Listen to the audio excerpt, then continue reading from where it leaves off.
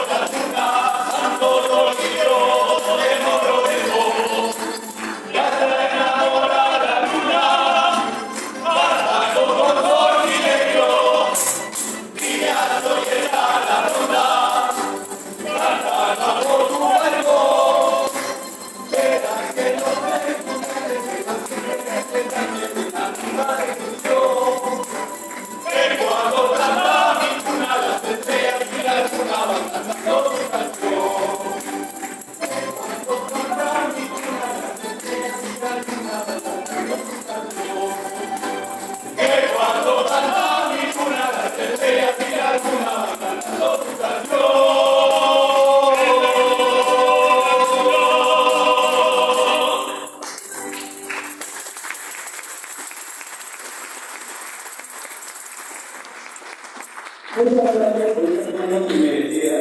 Y digo inmerecida porque merecemos mucha más.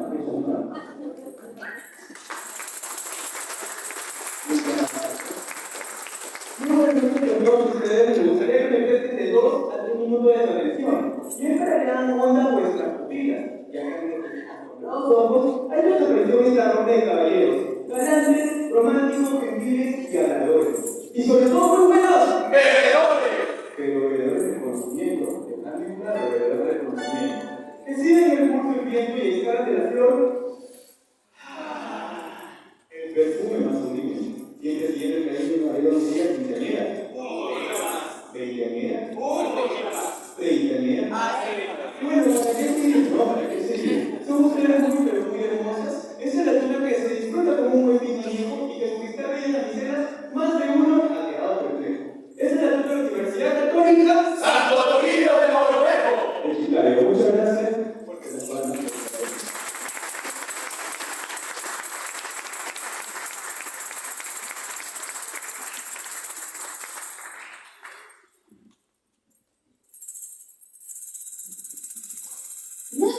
Porque aplausos porque creo que continúa, ¿verdad? Todos quieren de que otro aplauso para la llave que más gana, por favor.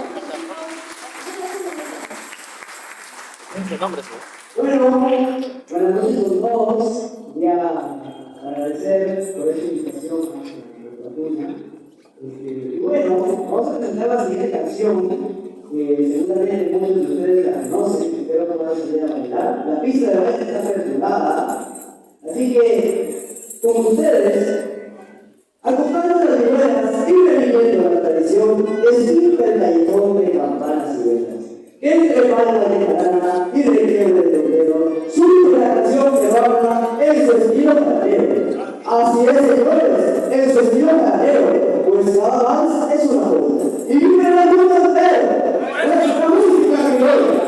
Así que, ¿cómo el tiempo al entraño? Callejón con solo baño.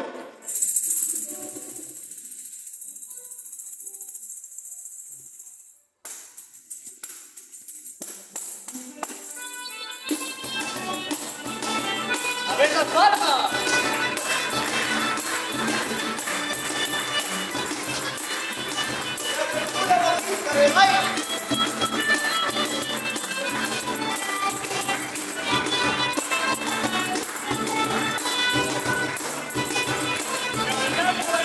¡Que el mundo se va para abajo!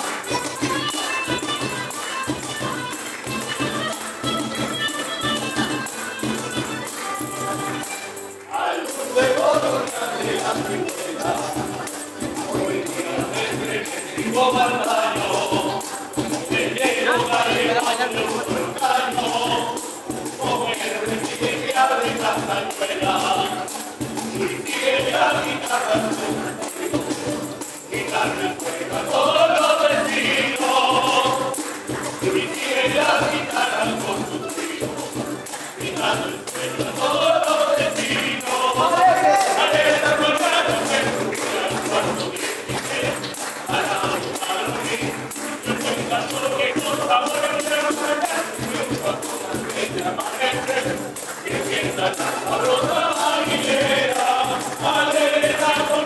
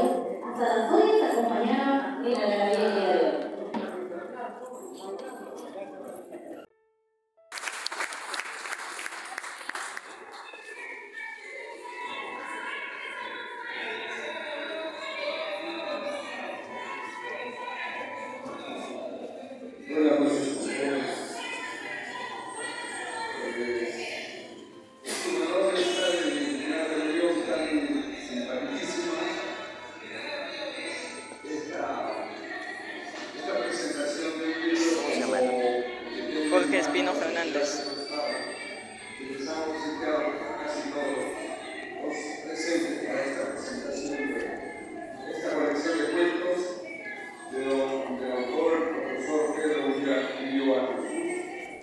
Y viendo la música, como ha ido la declamación del vino, los números o los actos que han realizado hasta este momento, me hace pensar que si estuvieran los 17 personajes que aparecen en el libro, los personajes principales, si los 17 personajes que estuvieran presentes así como todos nosotros, estarían divirtiéndose de gran parte de esta magia de la realidad que es el arte teatral, la declamación del niño y sobre todo la música de nuestra fe, del sistema universitario. Pero como las cosas son a cada acto en su momento, a mí me toca pasar a la parte seria de la historia de la noche maravillosa de este señor, de este profesor, el escritor Pedro Ulloa Jesús. Y yo había pensado un poco en hacerla de una manera improvisada, o sea, improvisar un poco la presentación de un libro. En realidad es hacer un comentario del libro, no es hacer un juicio crítico de la obra, no es ni alabar al autor, ni menos bajarme la calidad de escritor. El comentario generalmente se trata solamente de darle lectura a la obra, demostrar cómo es la elaboración del libro, de qué se trata el libro en gran parte, y el juicio crítico, la forma de apreciación de la literatura que ello conlleva en estas 80 y tantas páginas, es justamente el lector que lee el libro, el que verdaderamente utiliza la gran parte de lo aquí dicho para conocimiento tanto de esta dolorosa realidad peruana, en la parte que concierne a esa tristeza profunda del Perú, como bien lo decía el escritor Julio Ramón Ribeiro en los Caminazos sin plumas, o en tantas obras de los actores peruanos que dan cuenta, escriben y hablan sobre esta realidad nacional que a todos los que estamos aquí presentes nos duele por cómo se van realizando las cosas desde hace más o menos 20 años y un poco más.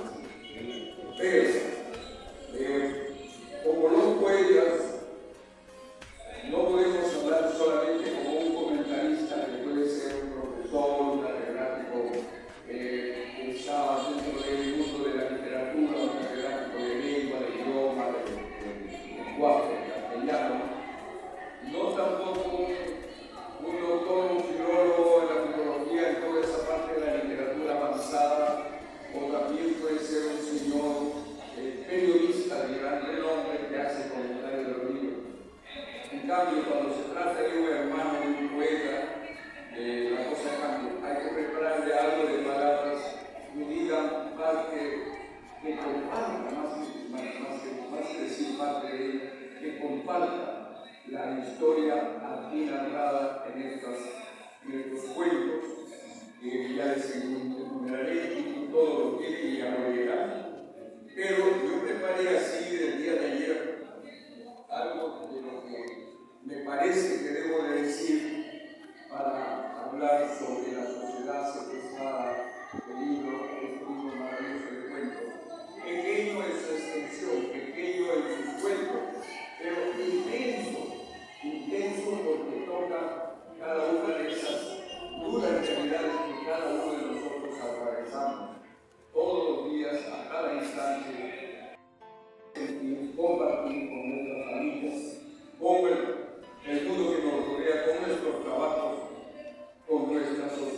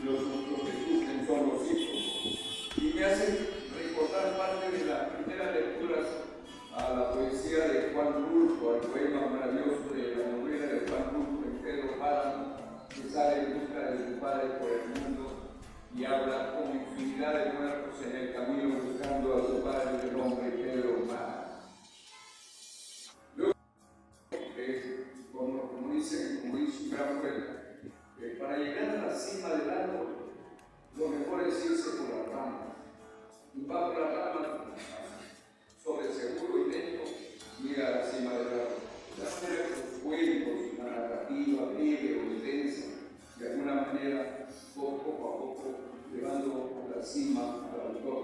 La cima de la comprensión del entendimiento, del compartir sus sueños, sus esperanzas, sus realidades intelectuales en pro, en favor, siempre de la humana cultura que todos progresamos cada día de nuestra existencia. Viendo a las instituciones, agradeciendo a cada uno de ustedes por participar en esta velada cultural. Hoy día el arte, la cultura están en pie.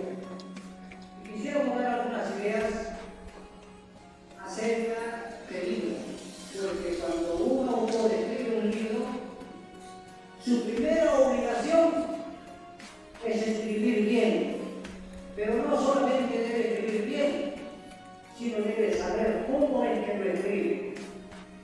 Entonces yo me voy a permitir leer algunos párrafos que he escrito en torno a esta última obra, que ha sido presentada hace poco en la Feria Internacional del Libro organizada en Trujillo.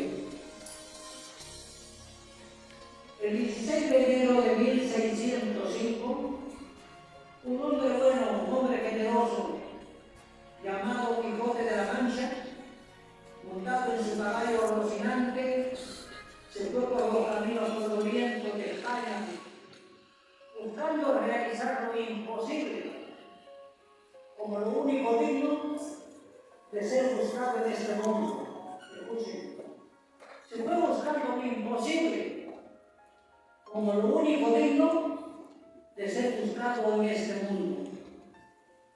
En base a estas palabras que dijo el Quijote, me permitió escribir lo siguiente.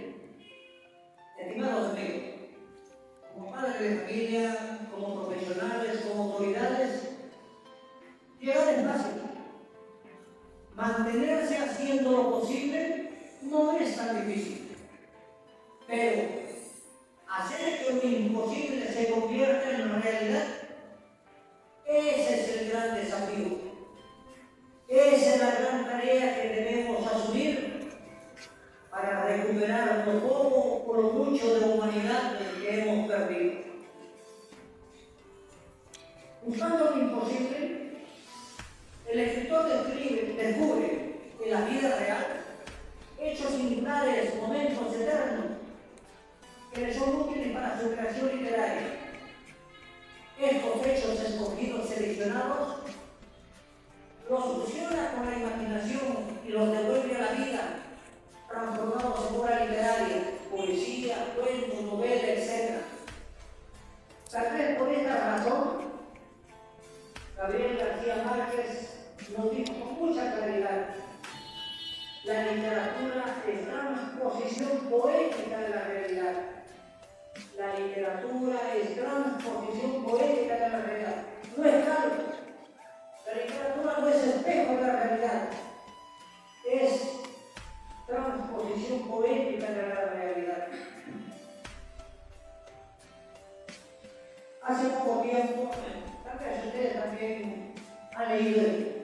Hace poco tiempo tuve la oportunidad de conocer un hecho singular que sucedió en una tribu de África, un país lejano. Un antropólogo colocó en un árbol una canasta llena de frutas, Juntó a unos niños de la aldea y les dijo lo siguiente: esa canasta está llena de frutas.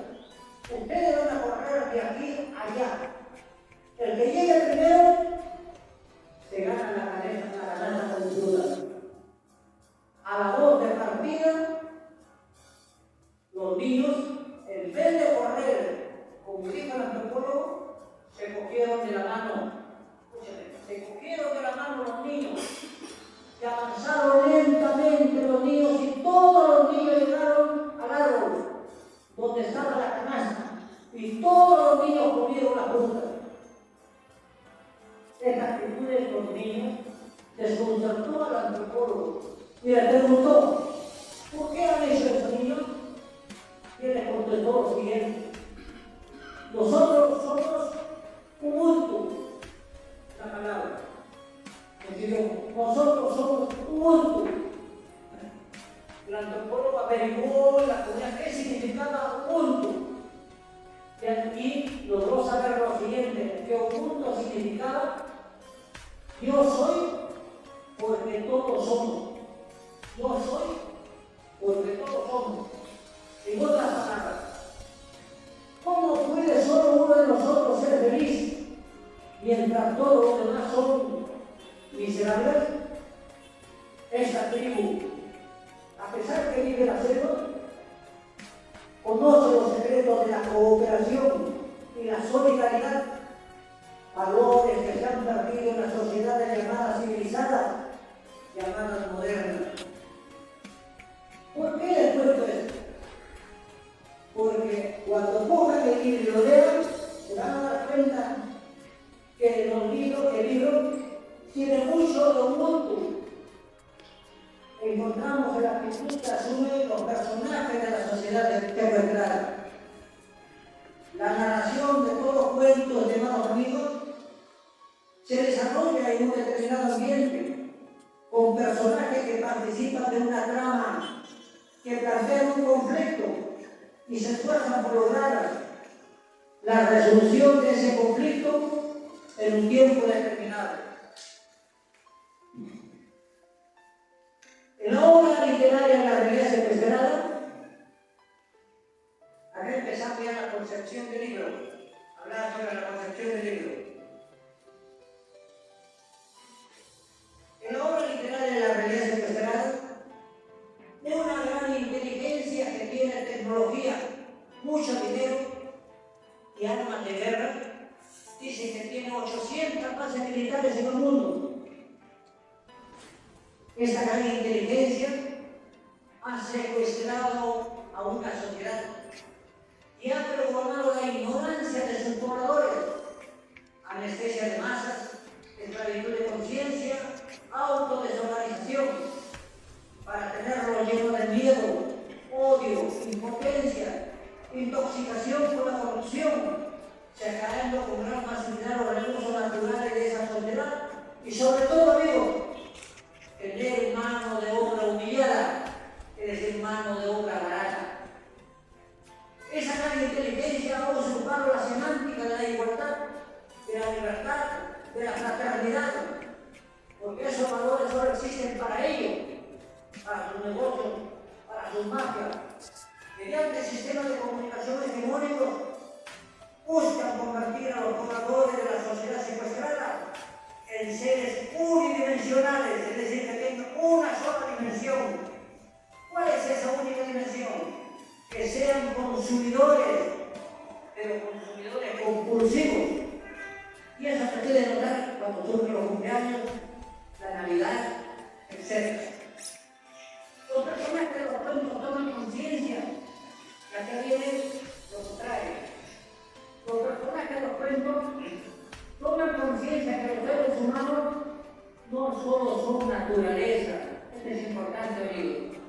Estos personajes luchan porque tomemos conciencia que los seres humanos no solamente son naturaleza, es decir, consumir y consumir y consumir, sino que también somos historia.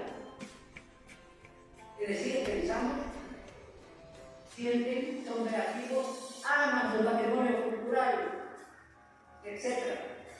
Se dan cuenta que la gran inteligencia los tiene divididos, desorganizados. Luchan estos personajes por no dejarse robar su condición de seres multidimensionales que les permita su realización humana en armonía con la naturaleza. De esta lucha nace la tensión, el conflicto y la trama de los cuentos. Las narraciones que encontramos en la sociedad secuestrada no son imágenes espejos de la realidad circundante. Los hechos históricos han sufrido una transformación poética, ya sea mediante la oralización del idioma, la valorización del idioma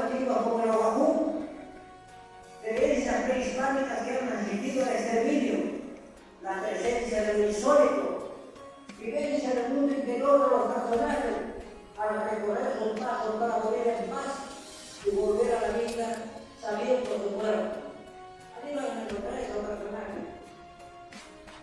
Esta también, más allá de la ley del realismo, causalidad histórica, principio de identidad, considerar al tiempo como una linealidad irreversible, etc., tiene que ver con la preferencia que ha tenido Pedro Millón por escribir esta obra, teniendo en cuenta lo real maravilloso. Repetimos, los 8 cuentos del presente libro se realizan en diversos escenarios en una sociedad secuestrada por una gran inteligencia que ha programado la ignorancia de la mayoría de sus habitantes para seguir depredando los mantos de recursos naturales que tiene esta sociedad. Además de realizar el saqueo, esa gran inteligencia utiliza los diversos mecanismos sutilmente mimetizados, elegantes, llenos de aparente modernidad difundidos en los medios de comunicación hegemónicos para lograr un gran objetivo: convertir a la mayoría de tomadores en consumidores compulsivos y generar más acumulación de dinero. Los personajes de los cuentos interiorizan que los seres humanos no solo son naturaleza, sino también historia. Mientras la maquinaria del sistema busca convertir a la mayoría de pobladores a una sola dimensión unidimensional, los personajes de los cuentos luchan por conservar y desarrollar su capacidad multidimensional de realización humana. De esta lucha nace el dinamismo del conflicto, el dinamismo de los relatos, y se convierte en la temática de los cuentos.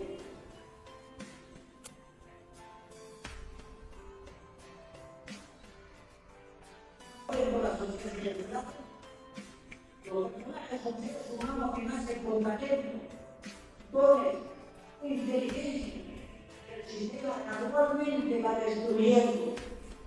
En el cuento, los 3 cantares del juglar, que es el primer cuento, el personaje rojo criado, mientras duerme, recibe el llamado de su padre a través de la transmisión del pensamiento.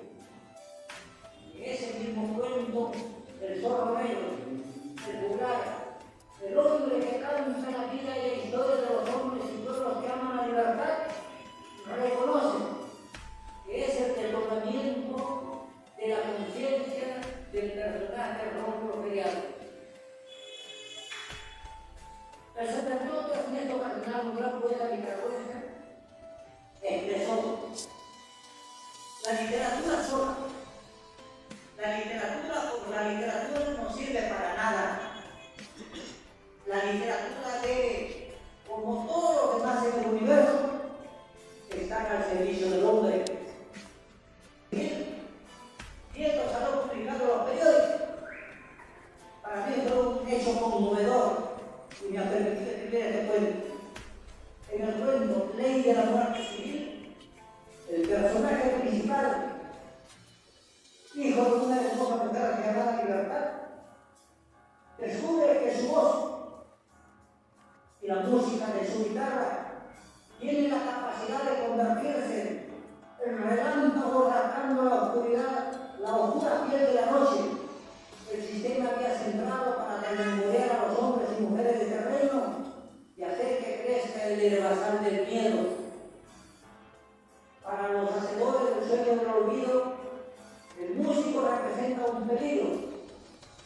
Judicializa la ternura de su canto, confisca su guitarra y sus partituras, quiebra los dedos de sus manos y lo encarcelan. Cuando sale libre el músico, nadie le da trabajo. Está marcado por la ley de la muerte civil. Está condenado a la indigencia. El rancho que su madre tenía en un pueblo joven es embargado, porque su hijo no pudo pagar 5.000 soles de reparación civil a los dueños del terreno. Un cuento es como un iceberg. El iceberg es una masa de hierro que se desprende de los polos y navega en el mar. Pero el iceberg solamente se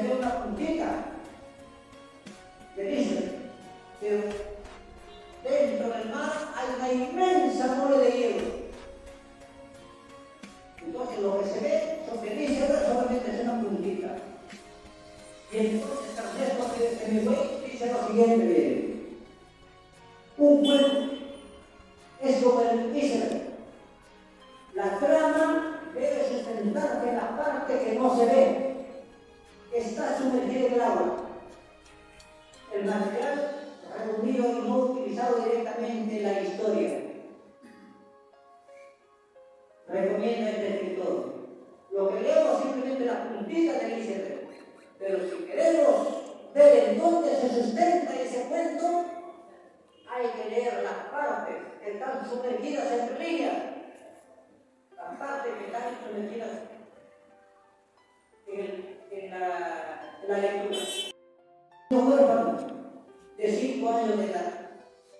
Al sentir que la colcha no le brindaba lo suficiente en la cama del orfanato, decide buscar a su padre para que lo proteja del frío, montado en un rayo de sol, y después en una paloma blanca, recorre diversos lugares de la sociedad secuestrada y constata que la corrupción destruye toda la institucionalidad y siembra ignorancia entre la población.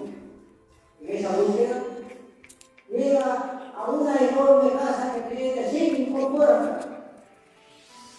Al abrirlas, encuentra un señor de ancha barriga, lengua larga y una amplia billetera. Encuentra un señor de ojos rasgados, paseándose en un tractor, sonriendo siempre y sosteniendo en sus manos una yuca enorme. Encuentra un hombre de pierna chueca que alza su mano derecha y brota whisky, alza su mano izquierda y brota vino. Encuentra un hombre y a una mujer que juega a las escondidas. Encuentra a un anciano que toca la flauta dulce y derrama lágrimas de cocodrilo. Todos estos señores, ustedes lo conocen, todos estos señores tienen un altar en el fondo de su sala. Todos tienen una cruz en medio del altar. Todos tienen un Dios crucificado en medio de la cruz. El altar, la cruz, el Dios crucificado están hechos por millones de dólares. Continúa su búsqueda. El huérfano montado en una paloma blanca llega a un enorme precipicio. Llega a un enorme precipicio. Ustedes se dirán, ¿por qué ha colocado el escritor en un precipicio? El huérfano, montado en una paloma blanca, llega a un enorme precipicio donde crecen árboles gigantescos por la producción natural.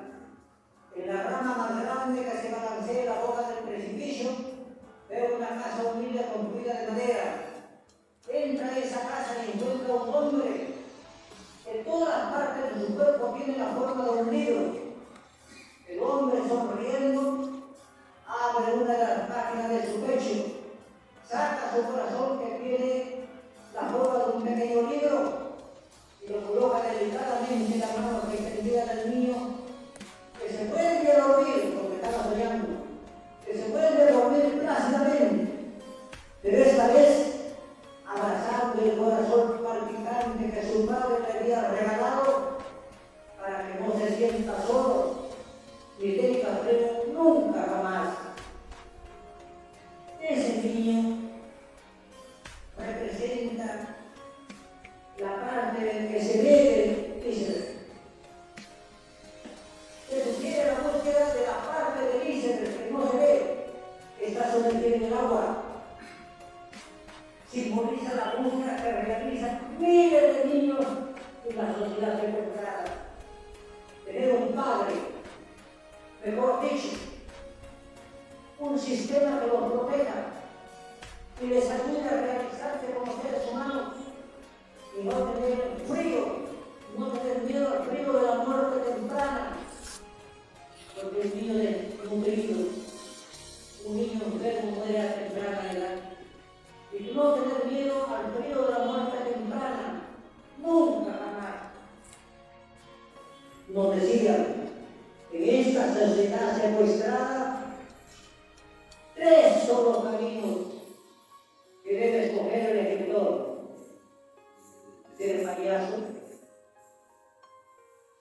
esclavo o ser enemigo de la sociedad secuestrada. El escritor, desde mi punto de vista, debe asumir estos riesgos. Debe abordar poéticamente los temas de su realidad. Yo pienso y lucho también porque el escritor no debe sustraerse de su realidad histórica. Con el respeto que se merece, les digo lo siguiente: si el amante lector, al leer el libro, encuentra alguna similitud del contexto en que se desarrollan los cuentos de la sociedad secuestrada con la sociedad en la cual estamos viviendo en estos momentos, aclaro que es pura coincidencia. Pero es así, les confieso que todos los cuentos están encaminados a buscar lo imposible como lo único digno de ser buscado en este mundo, según nos decía este hombre bueno llamado el Quijote de la Mancha. Muchas gracias por escucharme.